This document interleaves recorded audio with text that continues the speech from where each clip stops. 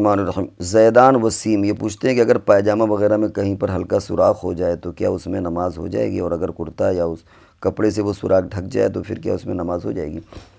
اگر جو سطر ہے اس میں اعضا ہوتے ہیں، اگر چوتھائی اعضا کھلا ہے تو پھر نماز نہیں ہوگی، لیکن اگر وہ کسی دوسری جگہ وہ چھپانے کا ذریعہ موجود ہے تو اس سے نماز ہو جائے گی۔ اصل چیز ہے کہ نماز میں وہ سطر نظر نہ آئے۔ اس کی ہم ایک مثال دیں۔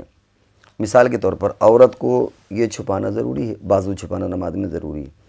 اب اس کا اتنا بازو مثال کے طور پر پھٹا ہوا ہے، یا یہاں سے اس کی جمپل پہنے ہوئے یہاں سے آستین ہے یا یہاں سے آستین ہے، اب یہ چھپانا ضروری ہے، لیکن اس نے کیا یہ کہ ایک بہت بڑا دوپٹہ لے لیا، اس دوپٹے سے اپنے آپ کو کور کر لیا اور نماز پڑھ لی تو نماز ہو جائے گی، حالانکہ اس کا یہ کھلا ہوا ہے یا پھٹا ہوا ہے یا اور کہیں پر اس کے پھٹا ہوا ہے۔ اسی طرح مرد ہیں، مثال کے طور پر میانی کے پاس پھٹا ہوا ہے، اس کی اتنا پھٹا ہے کہ نماز نہیں ہوگی، لیکن کرتا اتنا لمبا ہے، جبہ اتنا لمبا ہے تو کوئی حرج نہیں ہے۔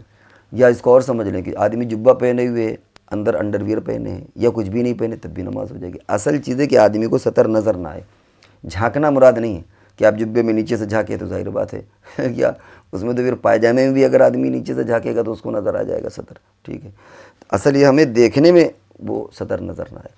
تو اگر کہیں پر پائجامے میں سطر کی جگہ پر زیادہ پھٹا ہوا ہے اور جو سوراخ کی مقدار بتائی گئی زیادہ پھٹا ہوا ہے، اور وہ لمبا کرتے کا دامن ہے یا چادر ہے یا کوئی اور چیز، یا اس نے اس کو چھپا لیا ہے تو نماز ہو جائے گی۔